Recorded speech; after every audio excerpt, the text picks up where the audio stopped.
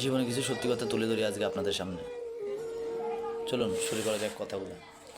ছোটোবেলা থেকে বড় হয়েছি, এই পর্যন্ত এসেছি, 24টা বছর পাড়ি দিয়েছি আমি। পরিবারকে এত ভালোবাসার পরে পরিবার আমাকে দিয়েছে অবহেলা। পাইনি কখনো ভালোবাসা। যে পরিবারকে নিজের জীবনের থেকেও বেশি ভালোবাসতাম, সেই পরিবার আজকে আমাকে বিপদের মুখে ঠেলে দিল। টাকা এমন একটা জিনিস, টাকার কারণে ছেলের সন্তান মা বাবার কাছে পর হয়ে যায়, মা ছেলের সম্পর্ক নষ্ট হয়ে যায়। টাকা এমন একটা জিনিস, যে টাকার কারণে বাবা ছেলের সম্পর্ক নষ্ট হয়ে যায়। ওই টাকায় আমার জীবনটা ধ্বংস করে দিয়েছে।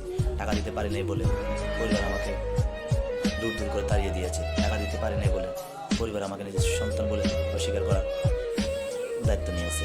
ওই পরিবারকে ঘৃণা করি, যে পরিবারকে আমি নিজের জীবনের থেকে বেশি ভালোবাসতাম। ওই পরিবারকে ঘৃণা করি, যে পরিবার আমাকে আমার খারাপ সময় আমার পাশে থাকে না। আমি আমার ওই পরিবারকে ঘৃণা করি, যে পরিবার আমাকে কখনো ভালোবাসে না। তাই আমি বলি, নিজের সফলতা যদি অর্জন করতে চান, তাই আমি দুনিয়ার সকল বাবা মাকে বলতে চাই, যদি নিজের সন্তানকে যদি সামনের দিকে সফলতার সিঁড়ি বাইতে দেন, তাহলে আপনার সন্তান আপনাদের মুখ উজ্জ্বল করবে, আপনাদের পরিবারের হাল ধরে রাখবে, আপনাদেরকে মৃত্যুর আগ পর্যন্ত দেখে রাখবে। যত কষ্ট, যত যন্ত্রণা, যত দুঃখ কষ্ট আসুক না কেন, তাই বলতেছি ছেলে সন্তানকে ভালোবাসুন।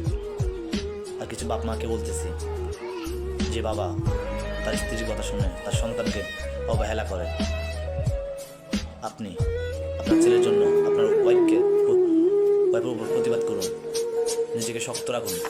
বইয়ের গোলাম কখনো হবেন না। হ্যাঁ, তাহলে আপনার পরিবার শান্তিপূর্ণভাবে থাকতে পারবে। ধন্যবাদ।